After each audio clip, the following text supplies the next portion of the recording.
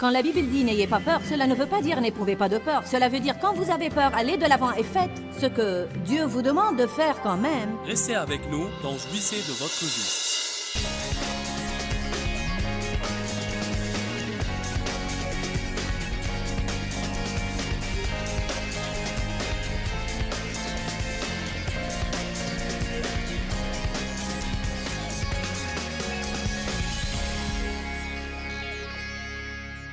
Si votre vie est un désastre, c'est que vos pensées sont un désastre. Si vous voulez redresser votre vie, vous devez redresser vos pensées. Allons à Romains 12. Nous avons lu ce passage la veille, mais je me trouve amené à commencer là de nouveau. Romains 12.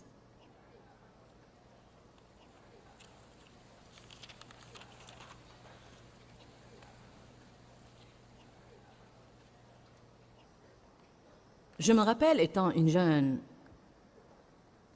croyante, je lisais et relisais Romains 12, verset 2. Un verset si puissant. Dieu a une bonne volonté pour la vie de chacun. Pas seulement pour ceux qui sont sur l'estrade, mais pour tout le monde. Jérémie 29, verset 11 nous dit que Dieu a un bon projet pour nous. Il a l'intention de nous bénir.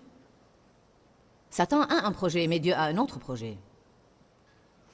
Et celui avec qui nous allons nous mettre d'accord verra son projet se réaliser dans notre vie. L'esprit est le champ de bataille. Satan nous ment. Il est le père du mensonge. Il ment et il ment et il ment. Et quand une personne est dupée, elle est dupée parce qu'elle a cru une chose qui n'est pas vraie. Mais bien qu'elle ne soit pas vraie, elle devient vraie pour elle parce qu'elle la croit. Qu'il te soit fait selon ta foi. Cela s'applique non seulement à la forme négative pour les bonnes choses que nous voulons, je veux dire à la forme positive pour les bonnes choses que nous voulons, mais aussi à la forme négative pour les mauvaises choses que nous ne voulons pas. Job a dit « Ce que je crains, c'est ce qui m'arrive ». Savez-vous ce qu'est la peur? La peur, c'est croire ce que Satan dit.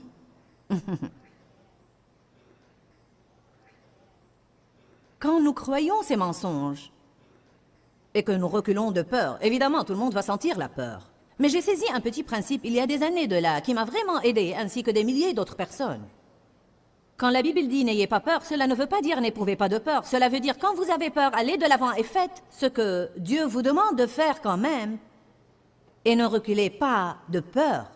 Faites-le malgré votre peur. Nous voulons toujours ne rien éprouver ou ne pas être tentés. Et parfois nous pensons que la seule façon de bien faire, c'est que toutes les tentations soient supprimées. Mais ce n'est pas du tout le cas. Il y a des choses que je fais sans avoir aucune peur. Et puis il y a des moments où j'ai vraiment peur, surtout si je suis dans une nouvelle situation. J'ai été en Jamaïque le week-end dernier. Je n'étais pas à l'aise là-bas comme je le suis ici, parce que je suis habituée à ici. C'était une chose nouvelle. Mais j'y suis allée quand même, et nous avons eu une grande victoire. Beaucoup de gens ne marcheront jamais sur l'eau parce qu'ils ne sortiront jamais du bateau. Ils laissent la peur s'emparer de leur vie, et cette peur est causée par les mensonges que le diable nous raconte. Il est si important de connaître la vérité de la parole de Dieu. Car seule la vérité nous affranchira. Dieu a un bon projet pour votre vie. Satan va essayer de le voler, car il a un autre projet. La façon dont il va le voler est de vous mentir, de vous tenter et de vous mentir. Vous devez vous demander, avec qui êtes-vous alliés? Si le diable est en train de vous dire, vous n'allez jamais surmonter votre passé, c'est un mensonge. C'est un grand mensonge, car la Bible dit que sa miséricorde est nouvelle chaque jour. Et nous voyons dans la parole de Dieu qu'il est le Dieu de la seconde chance et de la troisième chance, et paraît-il de toutes les chances dont on a besoin avant de trouver le bon chemin. Et Dieu ne va pas renoncer à vous si vous ne renoncez pas à lui. Il n'y a pas de fosse trop profonde pour qu'il ne puisse l'atteindre et vous en faire sortir. La Bible dit, la main de l'Éternel est-elle trop courte pour sauver? Je suis contente que le bras de Dieu ne soit pas trop court, son bras est long. J'ai été dans beaucoup de fosses dans ma vie et il a dû baisser le bras pour m'en faire sortir. Peu importe là où vous commencez, ce qui compte vraiment est là où vous finissez. J'ai l'intention de faire la course et de traverser la ligne d'arrivée. Mais le diable n'aime pas ça. Il ne veut pas que nous finissions la course. Il ne veut même pas que nous commencions, mais quand nous commençons, il œuvre continuellement pour s'assurer que nous n'allons pas finir. Mais Dieu a un bon projet pour votre vie. La Bible nous dit dans Romains 12:2, « Ne vous conformez pas au siècle présent ». Ça veut dire ne pensez pas comme les autres, ne faites pas comme les autres, ne parlez pas comme les autres. N'adoptez pas le projet financier du monde. Car Dieu a un projet pour tout. Mais son projet est si souvent ignoré car il n'a aucun sens pour notre esprit.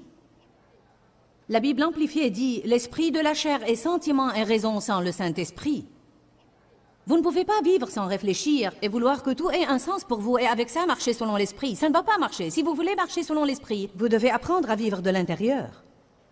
Je veux dire là que vous devez apprendre à vivre par le discernement. Vous devez faire ce qui semble bon pour votre âme, pas ce qui semble bon pour votre raison ou ce qui semble bon pour votre chair. Suivez la paix. Ne vous conformez pas au siècle présent. Est-ce que vous préférez perdre votre réputation auprès de quelques personnes et accepter que vous leur déplaisiez, ou bien perdre tout le projet de Dieu pour votre vie? Bien souvent, nous échangeons notre réputation avec les gens contre plutôt notre réputation auprès de Dieu contre une réputation avec les gens. Ne vous conformez pas au siècle présent. Le monde veut chercher une petite boîte et vous fourrez dedans. Lorsque tous les autres nagent avec le courant, vous devez être le genre de personne qui nage contre le courant. Quelqu'un doit aller contre le courant car il n'aime pas la direction que ce courant est en train de prendre. Alléluia. Eh bien, tout le monde le fait. Eh bien, j'aime ce qu'une fille a finalement dit à son petit ami. Elle a été sauvée et lui ne voulait rien à faire avec ça et il se moquait d'elle et se moquait d'elle. Finalement, elle en a eu ras-le-bol et lui a dit « Bon, écoute, si tu ne veux pas aller au ciel avec moi, je ne veux pas aller à l'enfer avec toi. »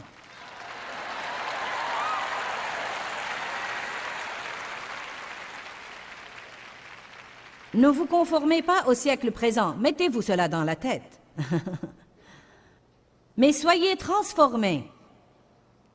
Comment? Par le renouvellement de votre intelligence. Comment sommes-nous transformés?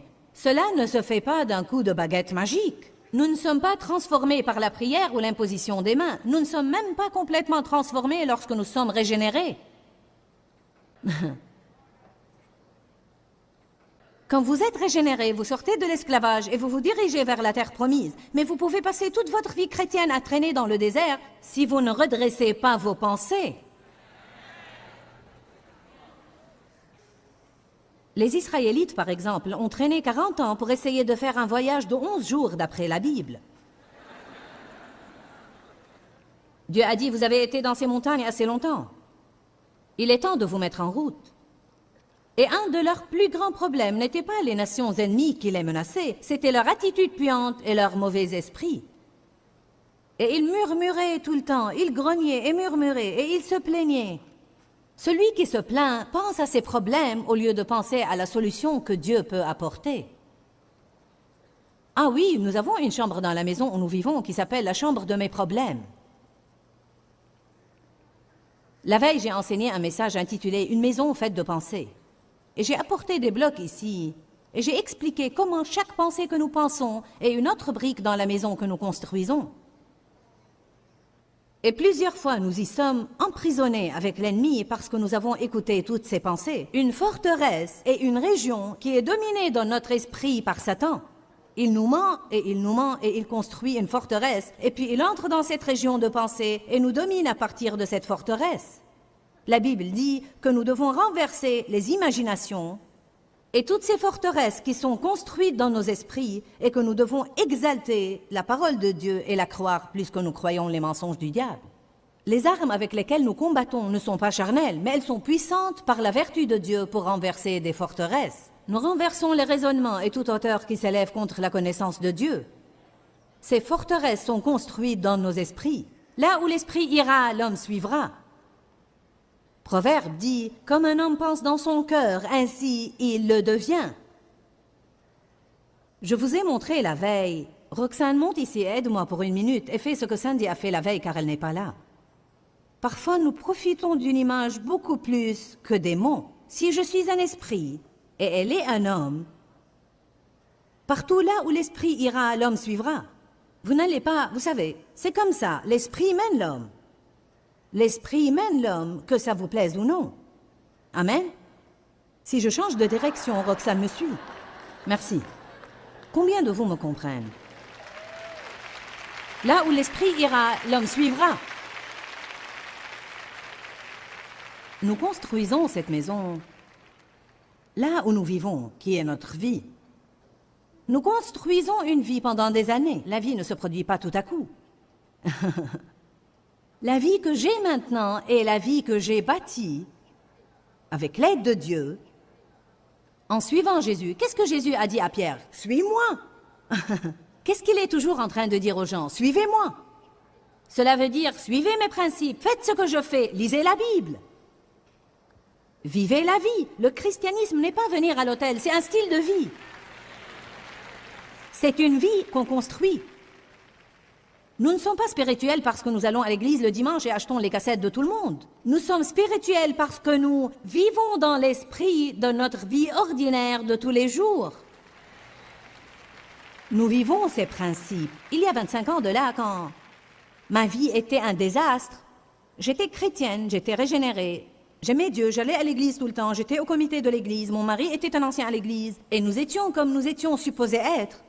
Et j'aimais Jésus, mais je n'avais aucune victoire dans ma vie. J'ai crié à Dieu et j'ai été baptisée dans le Saint-Esprit dans mon automobile, et je n'ai même pas su ce qui m'arrivait. Mais j'ai su que c'était Dieu, et ça m'a fait du bien, et ça m'a plu. Mais j'ai vite appris que ça n'a pas plu aux autres. J'ai perdu tous mes amis, et j'ai été renvoyée de mon église. Puis Dieu m'a appelée à prêcher. Et je vais vous dire, approchez-vous de Dieu, et il va bouleverser votre vie.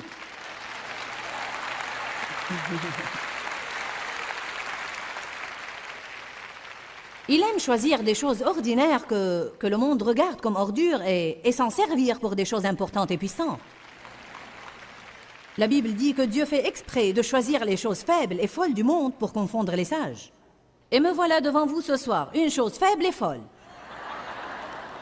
Dieu s'est approprié de moi il y a 25 ans dans mon automobile. Eh bien oui, vous savez, j'ai une belle vie maintenant. Tous mes enfants sont sauvés. Mon mariage est réussi. Nous avons un ministère international. Nous prospérons. Nous sommes en train d'aider beaucoup de gens. J'ai de beaux habits. J'ai une belle voiture. Mais je n'ai pas commencé là. Je me rappelle, il y a 25 ans, que je lisais Romains 12:2 quand mon esprit était un désastre. Si négatif et si critique. Je n'avais confiance en personne, je n'aimais personne, j'avais tellement de problèmes. Renouvelez complètement vos esprits, renouvelez complètement vos esprits. Et maintenant, j'ai une belle vie, mais c'est une vie qui a été construite, une brique à la fois. Dieu nous change, mais il le fait petit à petit. Ne vous exaspérez pas si vous avez un désordre qui a pris 40 ans pour se former, si Dieu ne le redresse pas en 2 semaines.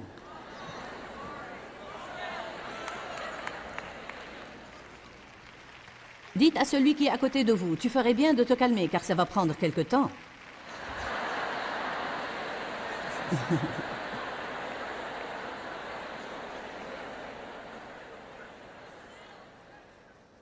Je voudrais m'assurer que tous ceux qui nous regardent à la télé le comprennent eux aussi. Calmez-vous, nous héritons les promesses de Dieu, non seulement par la foi, mais par la foi et la patience. Hébreu nous dit ça. Nous devons être patients avec Dieu pendant qu'il travaille dans nos vies. Il nous change de gloire en gloire, petit à petit, jour après jour. Dieu veut nous donner une bonne vie, mais nous n'allons jamais l'avoir à moins d'apprendre à vivre le genre de vie que Dieu veut que nous vivions. Alors, nous avons établi la veille que nous avons cette maison que nous avons construite et qui contient toutes sortes de chambres. Et ce matin, nous avons commencé à redécorer la maison. On a dit, certains devraient peut-être la démolir complètement et recommencer à zéro. D'autres ont 2 chambres qui sont en désordre et vous devez les nettoyer. Nous appelons ça « nettoyer votre esprit ». Nous en sommes maintenant à la 2e partie. Ce matin, nous avons parlé de la chambre du pardon, ou plutôt la chambre du non-pardon, là où nous allons lorsque nous ne voulons pas pardonner à quelqu'un et nous voulons juste penser à tout ce qu'ils nous ont fait. Nous avons parlé de la chambre « vivre dans le passé ».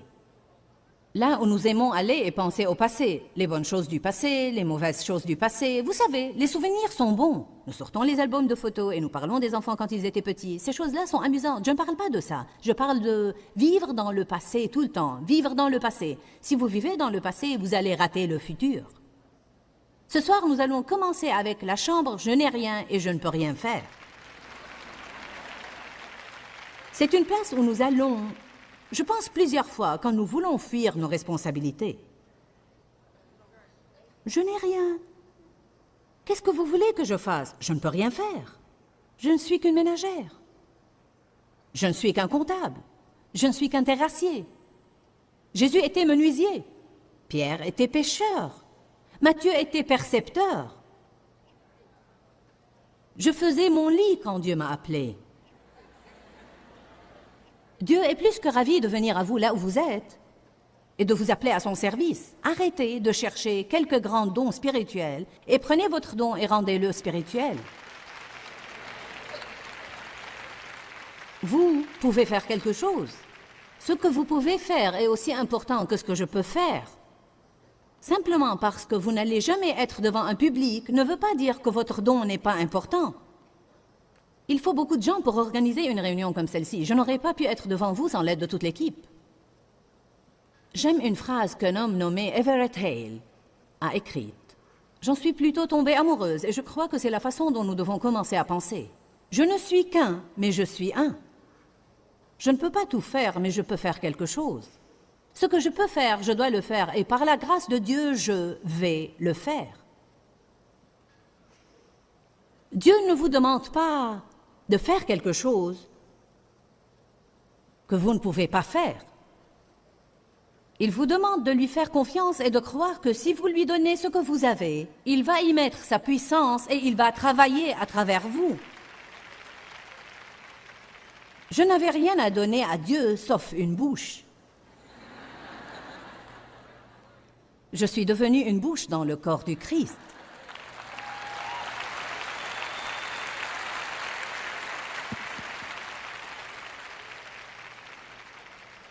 Je ne chante pas, je n'écris pas des poèmes, je ne fais rien de spécial. Vraiment, ça me faisait peur au début parce que vous savez, parfois lorsque vous êtes dans ma position et que vous avez des milliers de personnes devant vous, vous vous sentez presque contraint à poser pour impressionner. Et je ne fais que parler. Je suis une bouche. Rien qu'une bouche. Mais Dieu se sert de ma bouche pour changer des millions de vies, je crois. Au moins, beaucoup de gens nous disent qu'ils changent. Une bouche, rien qu'une bouche.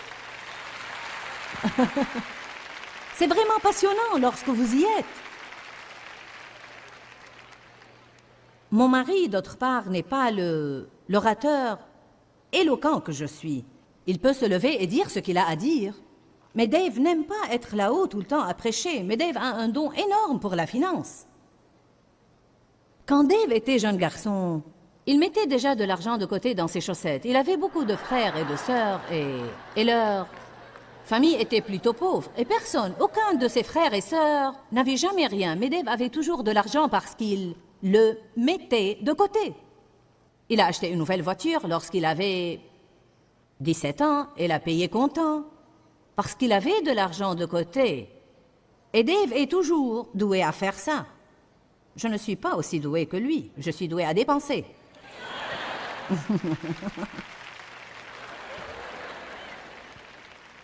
Je peux payer mes factures et je peux gérer le budget domestique, mais vraiment, il a un don pour l'argent. Alors, vous savez, Dieu met une bouche avec quelqu'un qui sait gérer l'argent. Eh bien, vous savez, je suis plutôt comme... Donnez-moi l'essentiel et finissons-en. Mais quelqu'un doit s'occuper des détails. Ainsi, nous avons tous un rôle et Dieu nous réunit tous pour accomplir son travail et son projet en son nom et pour lui attribuer le mérite et la gloire. Mais vous devez arrêter de dire que vous ne pouvez rien faire et que vous n'avez rien. Vous devez inventorier non ce que vous avez perdu, mais ce qui vous reste. Et offrir ce qui vous reste à Dieu, et Dieu va y mettre sa puissance et va en faire quelque chose. Allons à Exode 4.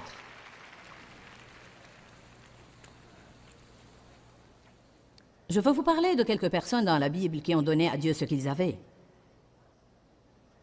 Et ce qu'ils avaient n'était pas grand-chose. Dans certains cas, c'était si peu au point d'être embarrassant. Exode 4:1. Moïse répondit et dit, « Voici, ils ne me croiront point et ils n'écouteront point ma voix, mais ils diront, l'Éternel ne m'est point apparu. » L'Éternel lui dit, « Qu'y a-t-il dans ta main ?» Il répondit, « Une houlette. » C'était probablement comme un bâton, vous savez, comme une canne pour s'y appuyer. L'Éternel dit, « Jette-la par terre. » Il la jeta par terre. Et elle devint un serpent. C'était le symbole de la force royale et divine mis sur les couronnes des pharaons. Et Moïse eut peur et fuit de devant lui. Quel est le message là? Moïse a dit, ils ne vont pas me croire, je ne peux pas aller faire ça. Je ne peux pas faire sortir tout ce peuple hors de l'esclavage, je ne suis pas l'homme qu'il faut. Moïse, arrête de me dire ce que tu n'as pas et ce que tu ne peux pas faire. Qu'y a-t-il dans ta main? Une canne. Donne-la-moi. Il la remplit de sa force. Vous voyez, Dieu peut se servir d'une chose minable. Il s'est servi d'un âne pour parler à un prophète. Non, mais franchement, si Dieu peut se servir d'un âne, il peut se servir de moi et de vous.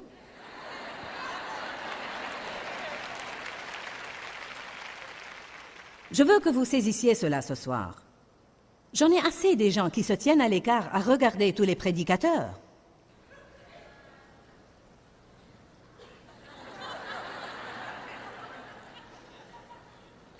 Je souhaite. Vous pouvez avoir tout le cartilage que vous voulez, mais c'est la colonne vertébrale qui va faire le travail. Eh bien oui, ça fait peur quand vous commencez avec rien qu'une canne. Ou rien qu'une bouche. Mais comment vous découvrez la volonté de Dieu pour votre vie? Un pas à la fois. Nous voulons que tous les plans soient étalés devant nous pour que nous puissions voir le projet en entier. Mais vous n'allez jamais savoir ce que Dieu veut de vous si vous ne commencez pas à faire quelques pas. Et ces pas font peur. Ils ne sont pas toujours faciles à faire. Une canne. Il a oint une canne. Il a mis sa force dans une canne. Et Moïse a fendu la mer Rouge avec cette canne. Tends ta canne sur la mer.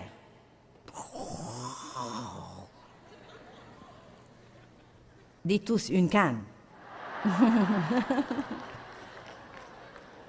Oh, mais je vous dis, nous allons dans notre chambre et nous pensons, je n'ai rien.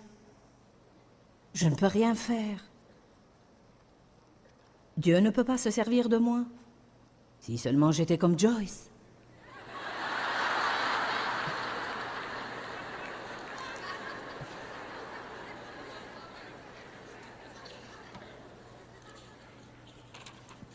Allez, à Marc chapitre 6, verset 34. Quand il sortit de la barque, Jésus vit une grande foule et fut ému de compassion pour eux parce qu'ils étaient comme des brebis qui n'ont point de berger.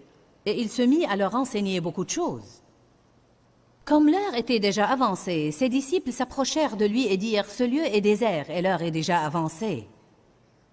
Renvoie-les afin qu'ils aillent dans les campagnes et dans les villages des environs, afin qu'ils puissent s'acheter de quoi manger. »